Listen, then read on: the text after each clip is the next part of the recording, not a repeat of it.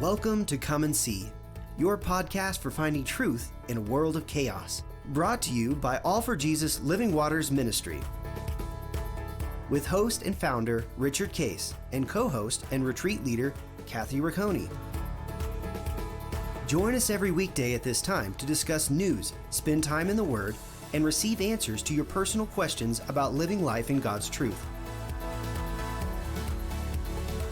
And now your host, Richard Case.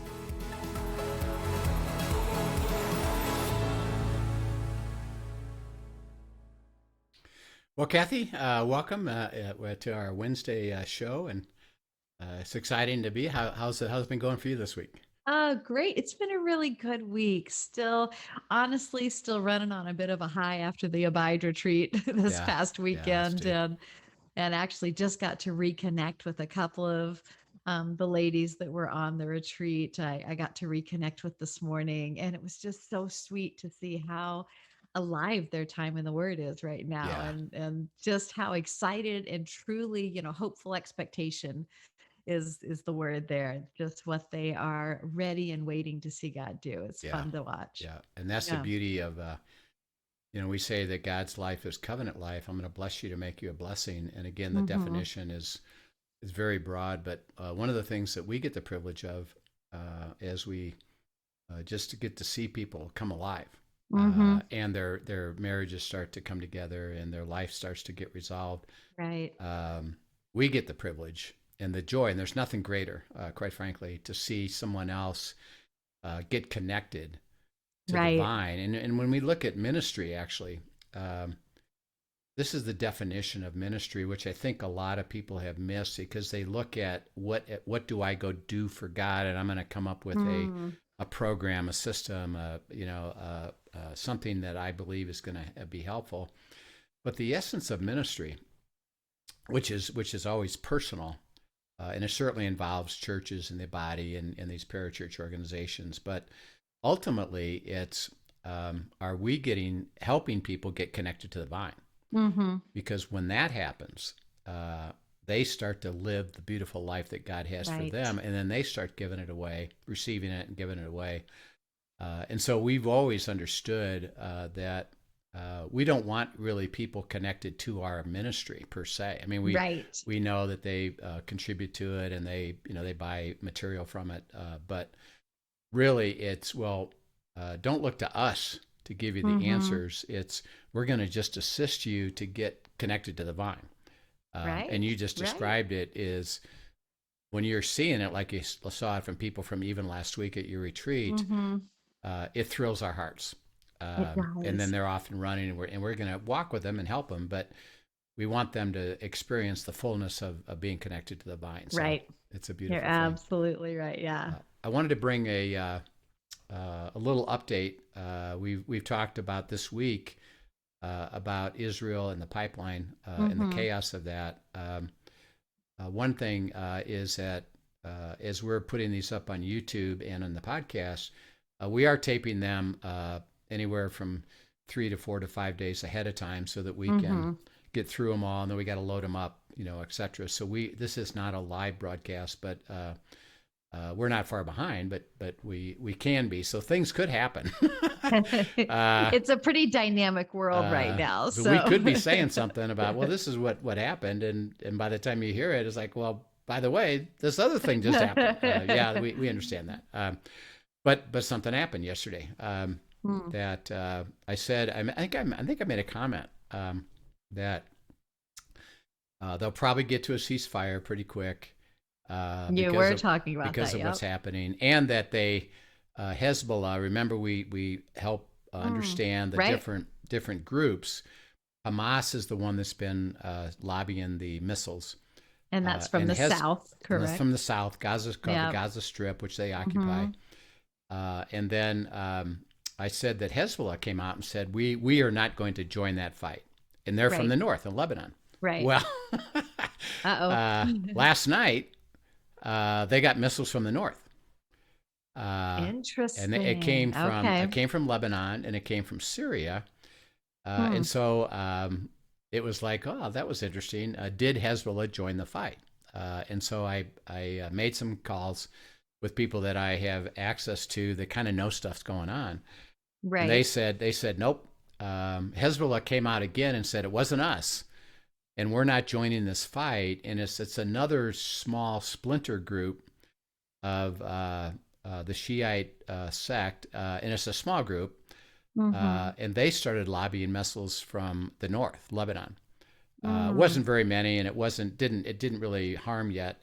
And even Israel hasn't reacted to that yet because it wasn't that significant. And by the way, Syria, another small splinter group separate, launched some from Syria.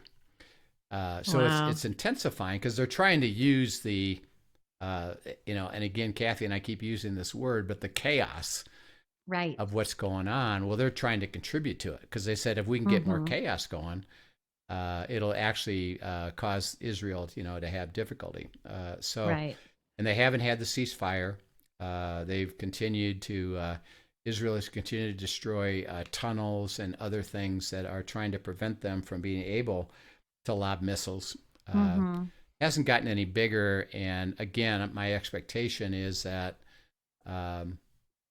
Israel isn't going to give up. But at the same time, I think that they'll get to a ceasefire here, interestingly, in the next days or weeks or whatever. Then it'll be interesting to see what happens. And then in the pipeline, go ahead. I was just going to say it's interesting. I love that you're sharing this just facts on all of this, because one thing I'm noticing, and I know you're seeing it too, is in the news source, every story seems to have its spin and its clickbait. The clickbait to go with it. And I think what is often selling more clicks is this terminology that sounds like Israel is not just defending. And so I think just remembering how this all started and that it is a defense is an interesting thing. And I loved even just the wording that you were talking about as you talk about, these different factions, pieces trying to create more chaos. And that is so that there's divided attention. And distraction. And I couldn't help but think about personal application in that, how often the enemy, one of the most effective ways, honestly, to attack us. I know we're not talking about that. We're talking about current events, but one of his most effective ways to attack us is to give multiple things that distract us from what is really going on. And so, I think the same thing's going on in a very physical realm right there for us to see. Right. And if we look at that in a broad way, my dad, he fought in World War II. He was a doctor even then, and he fought over in Europe. And Linda's my wife's dad did too. And he was actually in the infantry over in Austria and Germany when he was there. But as we understand, even that war, World War I, World War II, America never was the aggressor. Their view of things were, we're not trying to attack, take over, or impact anybody. Actually, what they did, because they were invited by particularly England, Churchill, would you join the fight? And basically, our nation said no. For quite a while. We're not going to participate in this because, that's you guys in Europe, and that's your sovereignty, and you've got to decide what to do. Well, think about the event that triggered it. It's called Pearl Harbor, and the Japanese had decided, since the world is at war, well, we're going to go to war, and we're going after the United States. And so they, flew their planes over, and because we didn't have the sophistication of the radar that we have today, and the spy satellites and all that stuff. They're just going about their normal. It's on a Sunday, by the way. They're going about their normal day, and all of a sudden, these planes from Japan land and drop bombs all over the island of Hawaii, and that's where our fleet was, in the harbor. Well, at that day, our President Roosevelt he said it's a day that's going to go down in infamy. Is Mm-hmm. that okay? Now that we're attacked, well, we're going to have to defend ourselves. Right. That's a Uh, game changer. and it was a Yeah. game changer. And not only then they decided, okay, it's not only we gotta go about Japan. You know what? They've just recognized, and they started to understand that Hitler was going to try to take over Europe and then come after America. Right. And they realized, we can't be silent anymore. We have to protect ourselves. Mm-hmm. And so they went into war. They went into the war, not willingly and not because they were the aggressor. And so Israel has basically always had that position: is Mm-hmm. we are a nation. We don't want to expand that nation. We don't want to take over anybody else. We actually would like to be at peace, if we could, with all these countries. But if we're attacked, Right. we are going to defend ourselves. Mm-hmm. And of course, they are defending themselves. And it'll be interesting to see how that plays out.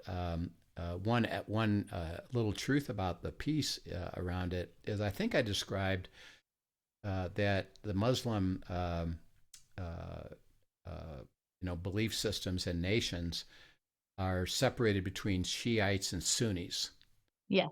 Yeah. And the Shiites tend to be the more radical, and the Sunnis have really, over time, have softened and said, we actually would like to be at peace too. Mm. So Israel has established formal peace treaties with Sunni nations, and they're the ones around them. So that would be Jordan, that would be Egypt. We now have Bahrain, Mm-hmm. other ones around there, Abu Dhabi,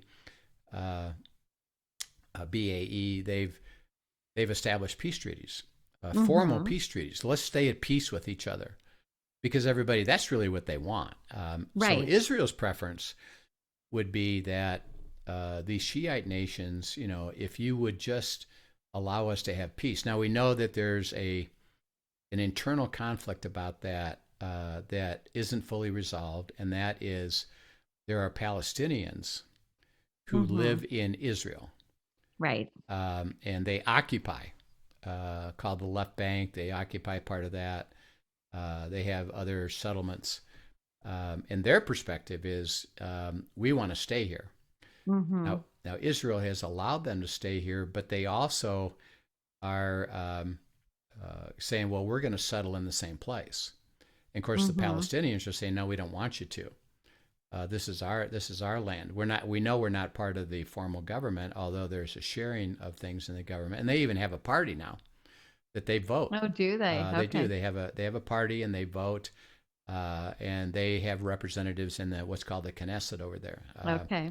So there's a joint custody of Jerusalem, and they're on the Temple Mount, and they have their own police Right. force, and but there is a little bit of tension there, and it isn't all one way there. It's issues that are on. If you really sat and talked to everybody, they'd say, I can see your side of it, and I can see your side of Mm-hmm. it. But fundamentally, with Hamas, they're the ones that attacked, Right. and they kill people. And Mm-hmm. Israel says, okay, since you attacked us, we're going to defend ourselves, and they come Right. at things with a mighty force, Right. and that's what's happening right now. So and now we have the things from the north in Syria. So the tension is building up. By the way, one of the practical issues for us relates to gas prices. And Mm-hmm. Tad, we're going to have a guy on tomorrow, Tad Jones, and he's going to describe to us the Middle East. He's involved in oil and gas and in Mm-hmm. a company that serves that industry. And the Middle East is really what determines the pricing of oil and gas. Right. And because of what's happening over there, we're likely, of course, we have our own issue with the pipeline, but we're likely to see an increase in gas prices, which is Right. a, Ours is already climbing. I don't know how it's yeah, doing in Colorado. And in New Hampshire, we're already seeing it yeah, climb. yeah. And that impacts discretionary spending, the pressure on businesses. So the more Mm-hmm. the more costly fuel is, the more difficult the economy has with it. So it Right. does have an impact on what we're going to do. And then we know about the pipeline, that's getting settled down, and we paid the ransom, and they're releasing the operation. But I think you even said that where you're experiencing it is going to be maybe 2-3 weeks before it gets back to normal, right? Yes, that's what I've been reading. Yeah, we haven't really, it really didn't impact anything other than prices up here. Yet from what I'm reading, the states that it really did have shortages, and there were several, that it's going to be a few weeks before we see that. And what we are seeing fully play out up here is once again an impact on supply chains because of trucks that weren't able to get the amount of fuel that they needed to make deliveries and things. Right. The ripple effects are real. Yes. Ripple effects are real. Yeah. And the outcome of that is it's a world of chaos. Things can happen fairly quickly where these events that are beyond us, not even caused by us, just all of a sudden they will start impacting us. So I might not get supplies at the grocery store or store because, well, the supply chain. And by the way, because of the technology of supply chain, this is just a by the way, most places, grocery stores, they have what's called a short supply. So they carry only anywhere from 2 to 3 to 5, 6, 7 days of supply. Why? Right. Well, because they're used to their suppliers who have gotten super efficient to be able to get that supply to them in a couple of days. So it's taken inventory out of the system, which is expensive. So everybody's working at streamlining what's called the supply chain, hold little inventory, and let my supplier get me what I need, frequently. Well, that works fine when everything's normal. When you said like the trucks now didn't have fuel, well, they couldn't deliver that, and so the supply chain was called disrupted. And instead of there being supply now that I was going to get in 2 or 3 days, it might take 7, 10, 15 days, and I'm going to be out of stock. Right. Because of the computerized efficiency of it also works against us when we get a problem. Right. So it's going to be interesting to see how that plays out. And again, the impact of all that is God's going to give us wisdom and insight and tell us understanding of what to understand, what to prepare for, how to handle it, not to be upset by it. Right. Don't get fretting by it. And not going to fear. I think that's such a lot of things that go on, even with this pipeline and the gas thing. What you did see going on in some of the states that did run out of gas and had such high percentages there was a greater fear from people, or a greater impact. It was like a self-fulfilling prophecy. Yep. They said there's going to be a shortage, and then everybody ran out and created a shortage. Yes. Yeah, that's right. As we're talking about that, we're trying to give a really clear understanding of this process of abiding and relationship with God and the beauty of God. And yesterday, we talked about journaling and what is so critical about journaling, of writing down your thoughts, writing down your questions, writing down your processes, and the significance of it is to dialogue with God with something that you're writing. What does the word have to say to me? What am I hearing? What am I understanding? What questions do I have that he's going to talk to me about? And it's being able to record it so that you don't forget it. And then you can go back over it and, okay, I understood this. And one thing that I've experienced, and maybe you could share your experiences with this, but as I'm journaling, there's this beautiful spiritual process of I'm writing things down, what I'm understanding, what I'm hearing, and I get into what I call a flow, and I start writing, and it kind of goes deep and profound. And then the next day or 2 days later, or particularly at the end of the week, I'll go back and start reading the depth of that and what else should I go pursue, whatever. And here's what happens is because I was in this flow, And remember, God is working through you because the Holy Spirit is within you and he's Mm-hmm. communicating to us. I'll go back and I'll look at what I wrote. And I kind of just jump at it as like, oh my gosh, Where'd that uh, wisdom come where from? did that come from? I don't remember writing it. I don't remember Mm-hmm. writing that specific thing Right. that is an answer or a revelation or oh, did Mm-hmm. you understand, son, what I just showed you? You know, Right. and I go back and read it, what I wrote, and I'm almost overwhelmed by it. Is that oh Mm-hmm. wow, look at what God spoke to me. I didn't even realize it at the time. Mm-hmm. And now he says, okay, now let's go pursue this further. Let's go deeper into this and understand this because it does, it's called life. You know, it strikes your heart. Right. Yes, pay attention to this. Go pursue this. And the journaling, had I not journaled it, I don't think I would Mm-hmm. have wrote it down. I'm not even sure because it wasn't even a cognizant that I even remember that. I'm sure I wouldn't have remembered it, and it would have been Right. lost. Is that beautiful flow of God would have been lost? Mm-hmm. And so I know you've had experiences with that too. What have you experienced in that area?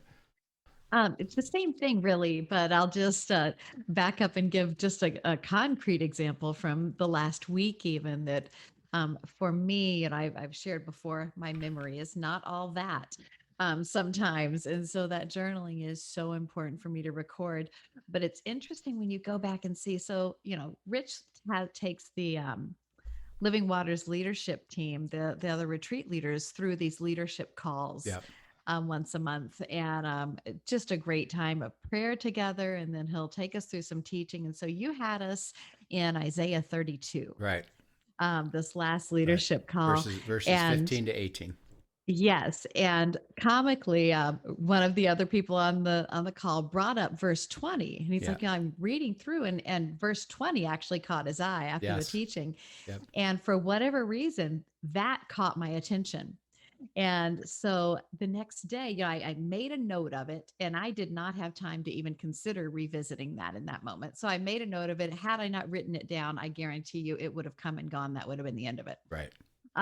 And so the next day I saw that note because I do kind of, I'll look back and see where I left off and go from there.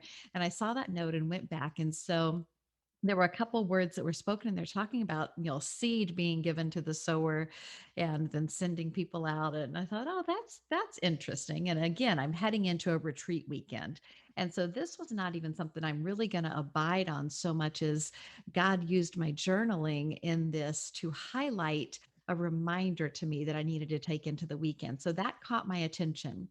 And then I'm like, you know what? I'm not going to get distracted. I'm going to stay where I was truly abiding. And so I went back and was pressing through. And lo and behold, if I did not the very next day in cross referencing, come back to a completely different passage that was talking about God giving us seed to be sown. Mm. And I'm like, oh, wow. Okay. So you're really speaking. So then it highlights because I've seen it in my journal there. It's come back up a second time. And so I process that through and I'm writing things out. And I'm like, I really feel like there's a reminder in this for me that even the seed that's going to be sown is him giving it. I'm not even responsible for that. And so there was some sweetness in that. And can I tell you, I walk into the retreat and one of the ladies that's there comes and she hands me this beautiful bouquet of tulips with a card attached to it. And I open up the card. I put it out on the table and run downstairs to unpack. And I glance at the card, and inside the card, there is a verse that is not either of those verses, but that verse starts out talking about he gives seed to the sower. And I'm like, you have got to be kidding me. But again, had I not written these things down and paid attention, I wouldn't even been, recognizing. And so now I'm going back. I'm like, okay, he really wanted me to pay attention to this. And so I'm pressing in again. And of course, you'll laugh at this. The rest of you don't know, but I have had an obsession that God has given me this entire year with Isaiah 55. That he keeps looping back to, threading back to. And And as he took me back into that, once again, there was a verse towards the end that talks about him giving a seed to the sower and bread to the eater. Right. And I'm just like, how sweet is the reminder to him, to me personally, as we went into leading the retreat. This isn't you. Don't take this on yourself. Even when it comes to something as simple as teaching and to giving this away, I'm giving you the seed. You let me do my thing, and you're just along. You get a front row seat, enjoy the adventure, and listen to what I say and give away what I say, speak. Yeah. And again, had I not written it down, though, it would have come and gone. I guarantee it. Yeah. Because, like I said, I can't even go to the refrigerator and remember what I'm getting Right. sometimes. Yeah. You know? Yeah. And the significance of that is as you remember, as you're abiding, there are certain insights, truths, promptings. Mm-hmm. Well, this is important. Here I have something to show you. Remember, when you're abiding, see, it's different than Bible study because you're in the relationship. So it's centered in the Word because the truth of the Word is what's going to set the stage for us. But throughout the day, something will happen, or you'll be listening like you did, Kathy, to this person mention this verse, and other people on the call, it didn't necessarily mean something to them, but to you, the Holy Spirit said, "Well, here, pay attention to that." Now, Right. When that happens, and this is why journaling is so critical, is that when you receive that sometime today, and you're used to journaling, you go write that down. Right. And you wrote that down. Now, even at that moment, Even if I couldn't go back to it in that moment, just writing it down, making a note of it. It's just, I'm going to note this. I got this thought. I got this idea. Same thing we talk about dreams. Got to write that down. I got woken up in the middle of the night and God spoke to me, or during the day, I had somebody say something that meant insight to what I'm processing. Sometime that day, you got to go write that down, even if it's just making a note. I heard this. Right. It's not that you have to fully understand it. It's this ongoing dialogue of recording the things you're hearing so that we can remember, go back, process, pick it up. Like you said, you wrote that down, didn't do anything with it at the moment, but you then, okay, hey, I remember I wrote that down. Father, what else you got to say to me about that? Right. Now he takes you further. And he said, well done, daughter, that you wrote it down so that I could be reminding you of that. And you did, and that's how it works. And without journaling, again, journaling is your recording of your beautiful relationship with God on all sides. I feel this way. I'm upset about this. I don't get this. How does this work? You said, wow, look at this. Like you just explained, wow, look at this. And by the way, what did God do? Well, he reinforced that right over the next several days. And let me help you why I wanted you to pay attention to that. And see, it's up to him. And you weren't saying, okay, I got to figure this out. No. No. We said in 1 Corinthians chapter 2, we are receivers. What do you have to say? What are you going to show me? How do I need to walk with you? And I'll just enjoy the walk. And you don't mind confirming. You don't mind reinforcing. You don't mind bringing something back. You don't mind adding information. letting me process. It says there's a word that's used beautifully all through Scripture. There's two words, actually. Let me teach you. And he says, learn of this. Be a learner. Teach and learn. So as you think about teaching, and I know you were involved in that. Right. As you approached your students and you're teaching them, did everybody, every time you said something, say, yeah, I got that? Absolutely not. So what did you do as a teacher? Well, you really adjusted to learning styles. You knew your students, and this is so similar to how God is with us. You knew your students, and you knew, okay, that student really, they are going to learn from being tactile and being a touch and feel, use manipulatives in the math world. Mm-hmm. Another student is very auditory. Another student needs to see it done. Another one really needs physical activity while they're doing it. And so as I would craft lesson plans, I would have a whole group I have to teach to at one time. So my lesson plan would need to hit all learning styles. The beauty of that intimacy with God is that he's able to one-on-one with us. If I were one-on-oneing with a student, I could go straight to their learning style and be able to communicate the way they listen and the way they learn and the way they receive it. And that's what we have, is that gift in the Holy Spirit, is one who knows our heart, our mind, because he has created us that way, and he's able to speak the way that we listen. Yeah.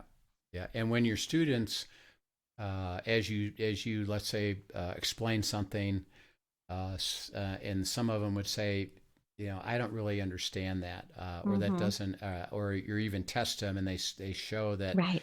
yeah, I didn't really get that. What was your heart as a teacher toward them that are, let's say, making mistakes, or they're missing it, or you don't quite get this yet? How did you approach them? What was your heart toward them, and what'd you do? Well, my desire was to get them there, to help them get there. And honestly, my personality, I took that on, okay, I didn't quite communicate that to you yet in a way that you're ready to get it. And so I would backtrack and let's go at something a different way and take a smaller part of it, but because maybe there's a foundation. Again, I was a math teacher, so maybe there's a foundational element to this that you need to understand that foundation before I can even begin to expect that you're going to get this step down. So I'm going to back it up and make sure that you solidly understand the beginnings of this so that we can add layers to it. Yeah, yeah. And the burden was on you, not the student. Now Right, the student right. had to have a heart to receive it. Yes. And Uh, and they needed to work with me on it. yeah, But if they weren't getting it, 99% of the time, it was okay. I need to come back and find another way to teach them and present it to them if their heart was really to learn it. that's right. Now, if they were running off doing something else in the middle of the whole class, I may not have had such a gracious attitude. Yeah. Hey, by the way, you got to. Well, it's kind of simple. If you're going to learn in your classroom, the students have to be in the classroom. Yes. I can't teach you. I can't They were teach you. skipping class. I can't teach you if you're out there. About that. You got to be with me. So that is a requirement that Right. God said. That's why abiding is so critical. And He said, by the way, it's your choice. Mm-hmm. But I need you with me. Right. To show you, reveal to you, give you all these beautiful parts of life that I want to give you. Mm-hmm. So come with me, be with me. You got to be with me. And if you choose not to, I'm not going to chase you down. Right. I'll keep pursuing, inviting you. Mm-hmm. I won't give up on you. I'm never going to leave you nor forsake you. But in order for you to fulfill the life that I have for you, you've got to stay connected to the vine. But as we look at learning, and God teaching us, which He says, I'll teach you, I'll guide you, I'll process with you. That's His responsibility. That there's no rush. That's why in your time in the Word or your time in abiding, it's not about, I got to get there fast or I got to get this. It's no, stay and receive, process. He'll adjust to you. He'll reinforce. He'll remind you, hey, let me look at it this way. And that's why journaling is so critical. And that as we teach in our abiding retreats, everybody hears this amazing thing from God. I want to carry you here into this area of your life that I will fulfill for you. And we make this really clear statement. As you abide now that you've learned this, don't go study about this. Right. Because you could get back into a system or a formula of, okay, I'm going to go study this and make sure I get it intellectually. And then when I get it, it's like, okay, I got this, I'm off. And see, God says, no, abide with me until you experience it, until you know this. Don't leave this until you have now understood this and lived it out. So that if I'm I'm talking, let's say he would be talking to somebody about the aspect of, I'm going to teach you what it means not to fear and be anxious, which is going to be, okay, I got to teach you about trust. And so as he would do that, you would go abide in that, and you'd process with that, and we'd cross-reference, as we said, and do word study and get involved with these verses that you could say after a week or two or three, well, I know what it says about being anxious, and I shouldn't be anxious, so I'm going to really work at not being anxious. And because I now understood this, I can go study something else. An abiding, see, is God saying to you and to us, well, don't leave here, because I'm gonna reveal to you that you might know something about it, but the simple question is this: I'm trying to learn not to be anxious. So see, the beauty of God's life for us is He's going to ask you this question: are you free of anxiety? Right. It's really pretty simple. And when you wake up tomorrow, the answer. Yeah, I've been freed from this. I have it. I'm living it. I have these things happening to me. But you know what? I've experienced freedom. I'm experiencing peace. He said, great, you've experienced it now. And now you have it. And yes, now we can go to something new. Or the answer is, well, no, when I woke up this morning and I went through the day, I was back to anxious and anxiety. He said, yeah, I know. You don't yet have this. Stay with me, stay with me, stay with me. And that's why the beauty of journaling is so critical, is write those things down. Why are you struggling? What's going on with you? What does God say about that? What is he reinforcing for you? And you stay with it, because remember, the words are spirit and life. Right. They're going to do its work, not as a intellectual exercise, but as a power of the very truth of God getting in me and performing its work, which is taking me from anxiety to peace, anxiety to trust. So it's really important. Yeah, it is super important. And even just as you're describing that, though, I don't personally, anyway, this is something I've experienced, and I think you probably have too, where there are times where, let's say, he's taken you through and you do feel released. I feel like, okay, I really have overcome this fear and anxiety. I know this. And you feel released and you move on to something else. That does not mean that he's not going to circle back and add another layer to it later and take it even deeper still. Yeah. And in fact, in the testing mode, showing you, okay, you did get this. That's great. That was first grade. Now, we're going to come back and we're going to go a little further with it. And so it's not that something is just once and done, always and checked off, but sometimes just that growth, that building process, again, kind of like when you're teaching math, you teach people addition and you teach them subtraction, and they have to know this before they can know the other. And so it's a building process, and he even directs that, and can give us peace in, I have taught you this, and then circle back to it later to add more layers to it. Yeah. And that's again, the fun of it. I'll tell you a cool story about that. It happened to us.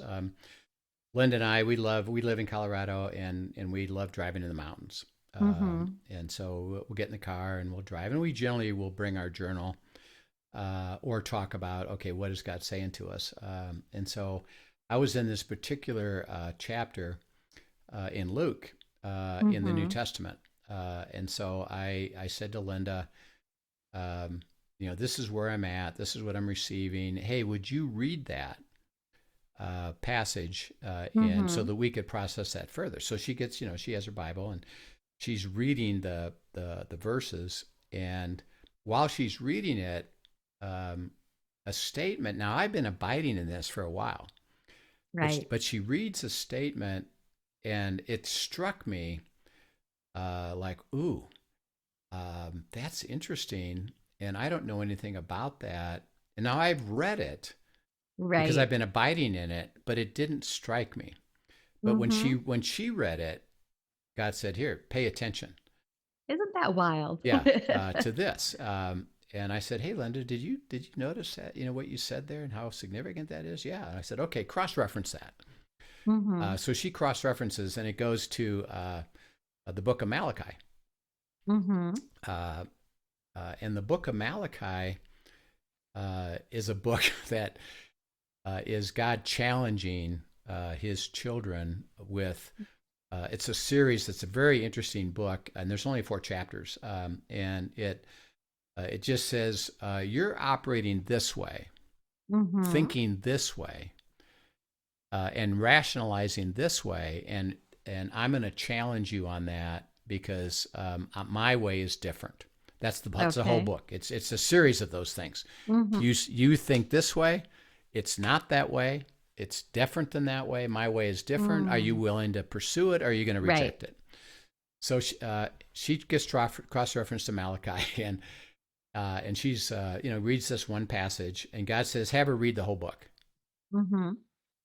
Right now, you want her to read the whole book. Yeah, read the whole book While we're driving through the while we're mountains. driving. So she starts reading the whole book.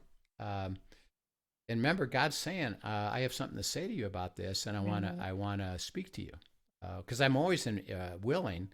Okay, Mm-hmm. no problem. I'd love to hear that. Well, she reads the whole book, and the whole book is this pretty severe challenge Mm-hmm. of, well, what you're doing isn't right, and I want to show you something else. So my first comment as she's reading through this is, am I doing something wrong? Are Mm. you telling me I'm doing something wrong? Right. And I got to really, repent from this. And you're trying to get to something I'm really off. Mm-hmm. And he says, no. And this is reinforcing what you're saying. He says, I want to take you deeper, Mm. and I'm going to use this. So don't look at it as I'm unhappy with you, Right. but I'm going to challenge you. Right. And you've been dealing with some stuff that you think you're pretty deep. Mm-hmm. He says, I'm going to take this same thing and take you now deeper. Are you willing to go? And he Right. and he said, I'm not unhappy with you, but I want to take you deeper and show you some things that you're not understanding about the Right. depth of what it means to live a spiritual life. Okay, Mm-hmm.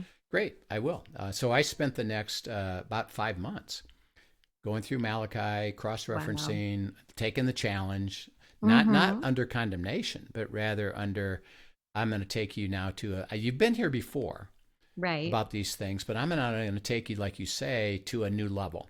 There's another level of And faith I'm he going to wants show to you grow. something new because Mm-hmm. you're ready for this. Yeah, you've been here, not in Malachi, but I was in these things of spiritual These growth, concepts. Yeah. 2, 3, 4 years ago, and he said, okay, now you're ready for this.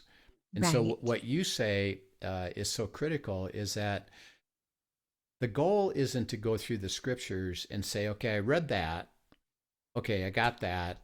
I'll go Mm-hmm. to another place and make sure I get that. He says, I'm gonna lead you in life. I'm gonna show you what it means that I have for you. And by the way, and this is cool what you just said, I'll bring you back.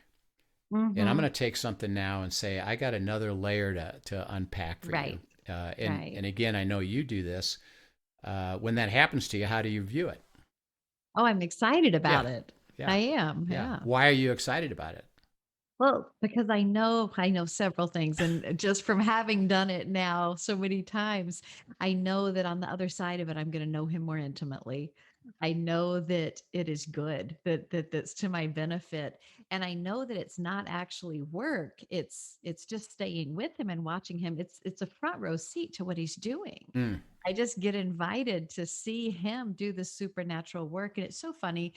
I think in this day and age, sometimes it can be really easy for Christians actually to get caught in the idea of the Bible is almost like a self-help book, yeah, and it's yeah, going to make me a better version of me. And I think God just when he's taken us through abiding, he just fly everything he says flies in the face of that is it's not about making you a better you.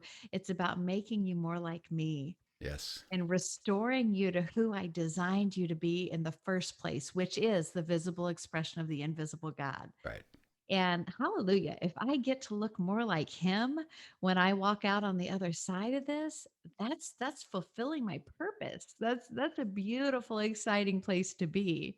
That's right. And the beauty of it is that, see, you're going to have a lifetime of receiving and growing and Mhm. experiencing, and you can't get to the end of it. So that Right. when he circles you back and you said, that's exciting to me. Yeah. Here's why it is. And this is wherever he takes you, Mhm. even when he's challenging, like he did with me. Like, I want to challenge you. Right. I want to push you further into something.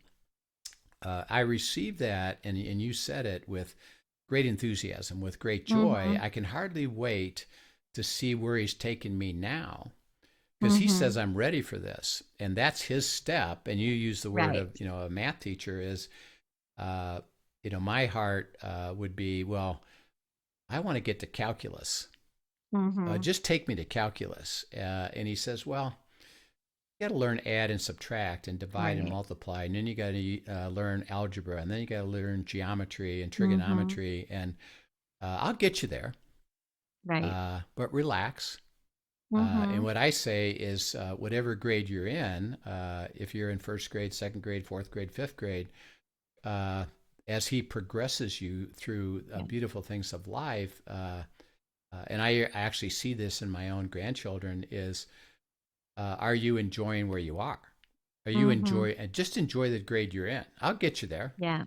You'll get to calculus. Don't worry about it. Mhm. And there's something really important about that, is that if I understand that, and let's say I'm at calculus, I make it to Right. calculus. What I don't do, and God really had to show me this, is just because you're at calculus, Mm. don't lay that on other people because they're back in Mhm. first grade, Right. and let them be where they are. Don't you lay on where you think they should be, Right. because that's what we're doing is, well, you should be here, you should be in calculus, you should be there. And people are saying, I don't even know what you're talking about. Right. Doesn't make any sense to me. And it's like, well, enjoy it. So my question Mhm. to everybody, our leaders and everybody that I deal with, it isn't about, are you knowing this? That's not my job. Mhm. What I do is say, are you experiencing the life of God, and having the thrill and the joy of abiding and learning to walk with God wherever He has Mhm. you, including if you're at first grade. Right. And I'll assist you by helping you walk there, not with answers. That's not my Mhm. job, but I'll help you get the answers and enjoy where you are. And Mhm. that's the beauty. And we get to see that, by the way, in our retreats, uh, where we have all these people at completely different places. Yes. And God just says, here, I'll start you here. Go with me. And I know you experienced that in your recent retreat. Right, right. I tell you, it was really fun, the dynamic. Our last retreat, we actually had a couple who had only been married for 3 months and were believers for about 2.5 years. And then on the other end of the spectrum, we had a pastor and his wife who had been married for, 18 plus years and walking with God for 18 plus years. And just the beauty. Yet all of them were able to hear clearly Yep. from the Holy Spirit in the midst of this. There was Yep. no regard for how long they'd been walking, how long they'd been married, what they had been through. It was, do you have the heart to hear Yeah. and let's go? And Yeah. they all had the heart to hear. So it was an amazing retreat, Yeah. So it's kind of fun where God took us today. We're running out of time. I put up on the screen here for a little bit. If you have questions that are Mm-hmm. personal about, journaling or abiding, or how does this work, or how do I enjoy it?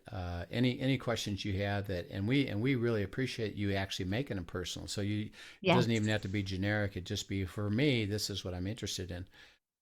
Is put the comments in the YouTube section, and we'll get them, or email us at questions at Mm-hmm. afjministry.com, questions at afjministry.com, and we'll pick them up on the air, and as well as email as we can. So we would love to hear from you, and we'd love to respond to that. So, Kathy, it's really interesting where God took us today. Uh, It's always an adventure, we right? talked about journaling, but it really is Mm-hmm. this relationship and the enjoyment Mm-hmm. right. of abiding, and may we challenge everybody. Are you enjoying your time with God? And it centers in the Word, and are you enjoying that and finding joy and excitement and adventure like we have? And Kathy, it's been great seeing you, and we'll look forward to Tad Jones is going to join us tomorrow. Yes, you guys will really enjoy him. And he's great an executive from Denver, and he's going to share with us about his life and then his experiences with abiding. So we're excited for that. Great. Looking forward to it, Rich. Yep. Okay. We'll look forward to it, and we'll see you guys tomorrow. Have a great day. Thank you for joining us for today's episode of Come and See, your podcast for truth in a world of chaos. Brought to you by All for Jesus Living Waters Ministry. Send us your questions and comments, and tune in tomorrow for more answers to your personal questions about living life in God's truth. Remember, God's will is best and none better. His truth brings peace in this world of chaos.